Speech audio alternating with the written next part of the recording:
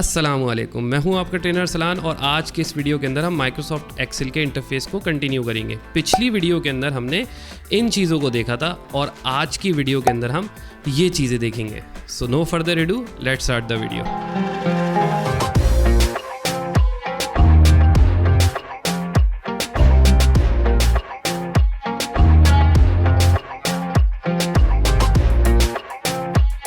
Ribbon के नीचे ये जो बॉक्स हमें नजर आ रहा है ये कहलाता है नेम बॉक्स। ये जो नेम बॉक्स है ये एक्सेल का गूगल मैप है। अगर हम यहाँ पर लेफ्ट क्लिक करेंगे तो ये नेम बॉक्स एक्टिवेट हो जाएगा। यहाँ पर मैं लिखता हूँ सेल C100, एंटर प्रेस करूंगा तो मैं सेल C100 के ऊपर आ जाऊंगा। वापस से होम पे जाने के लिए मैं कंट्रोल होल्ड करूंगा और होम प्रेस करूंगा तो मैं वापस से A1 पे आ जाऊंगा। नेम बॉक्स के अंदर हम रेंज भी सिलेक्ट कर सकते हैं, जैसे A1 कोलन A10।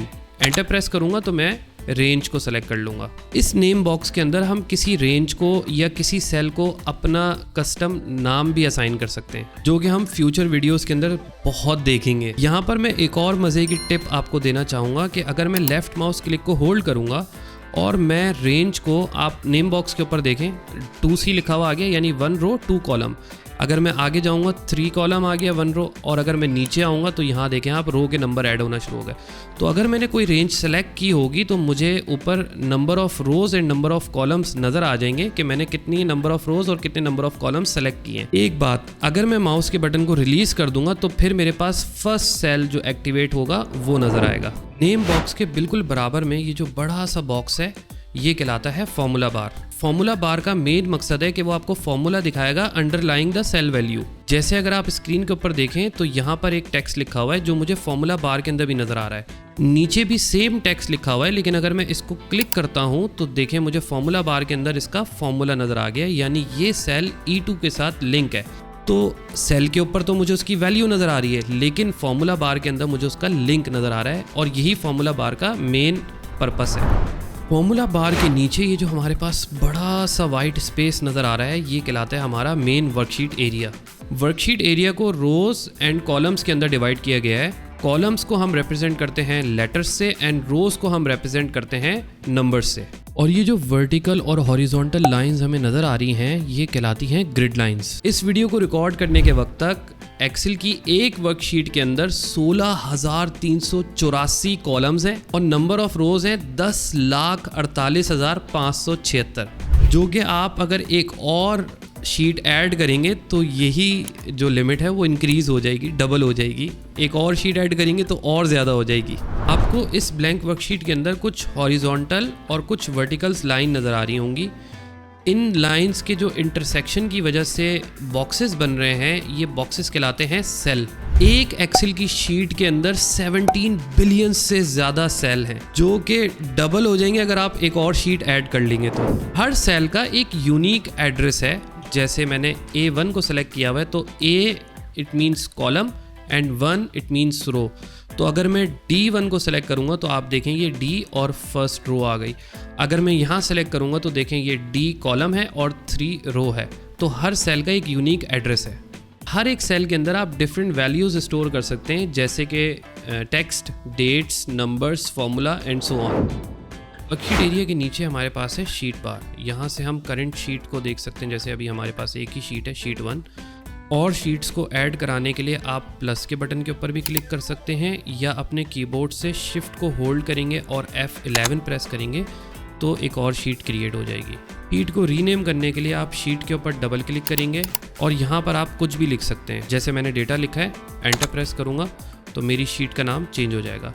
शीट को डिफरेंट कलर असाइन करने के लिए हम शीट के ऊपर राइट क्लिक करेंगे, टैब कलर पे जाएंगे और यहाँ से हम मुख्तलिफ कलर्स शीट के ऊपर असाइन कर सकते हैं। जैसे मैं ये वाला कलर सेलेक्ट करूँगा तो अब आप देखें मेरे पास ये शीट का कलर चेंज हो गया है।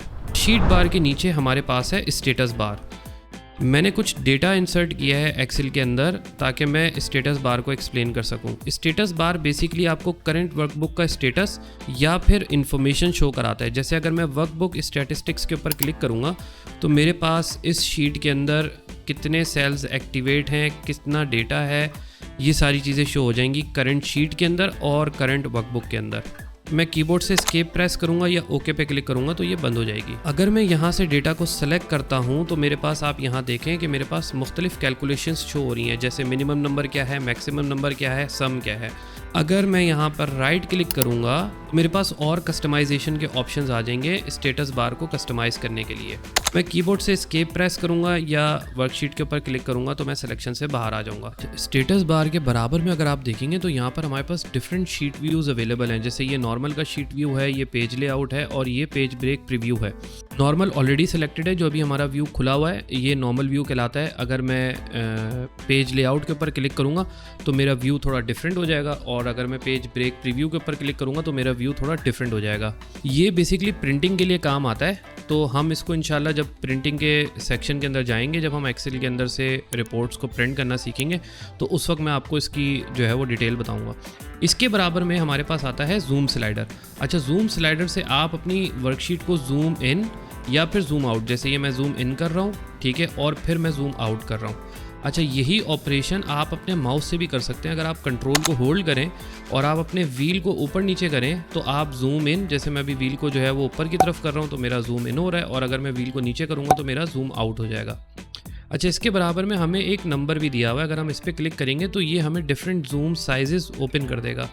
यहाँ से मैं अपना, जैसे अगर मुझे 75% जूम सेलेक्ट करना है या 50% जूम सेलेक्ट करना है तो मैं ये भी कर सकता हूँ। और यहाँ एक ऑप्शन है फिट टू सिलेक्शन। अगर मैं अपने वर्कशीट के ऊपर कोई कंटेंट सेलेक्ट करके फिट टू सिलेक्शन के ऊपर क्लिक करूँगा तो वो कंटेंट मेरा जूम इन हो जाएगा उतना जितना मेरा फ्रेम होगा। ये भी मैं इंशाल्लाह आपको बाद में बताऊँगा। जूम विंडो को बंद करने के लिए आप यहाँ से कैंसिल कर सकते हैं, ओके कर सकते हैं, या कीबोर्ड से एस्केप प्रेस करेंगे तब भी कैंसिल हो जाएगा। मैंने एस्केप दबाया, ये हट गया। यहाँ मैं आपको एक और ज़रूरी बात बताना चाहता हूँ कि वर्कबुक की जो हायरार्की होती है बेसिकली उसमें सबसे टॉप के ऊपर आती है हमारी एक्सेल की वर्कबुक या एक्सेल की फाइल, इसको आप कुछ भी कह सकते हैं। एक वर्कबुक के अंदर मिनिमम एक शीट हमारे पास होगी और एक से ज़्यादा भी हो सकती है, 2, 3, 4, 5, 10 जितनी आप चाहें। हर एक शीट के अंदर हम डिफरेंट चीज़ों को स्टोर कर सकते हैं, जैसे कि डेटा हो गया, शेप्स एंड इमेजेस हो गई, या फिर ग्राफ्स, या फिर और कुछ। ऑलराइट, तो आज की वीडियो में इतना ही। मैं मिलता हूँ आपसे अगली वीडियो में। Consider subscribing to the channel, hit the like button if you like the video. Comment में अपना फीडबैक ज़रूर देना। मुझे, मेरी फैमिली को और मेरी टीम को अपनी दुआओं में ज़रूर याद रखिएगा। अल्लाह हाफिज़।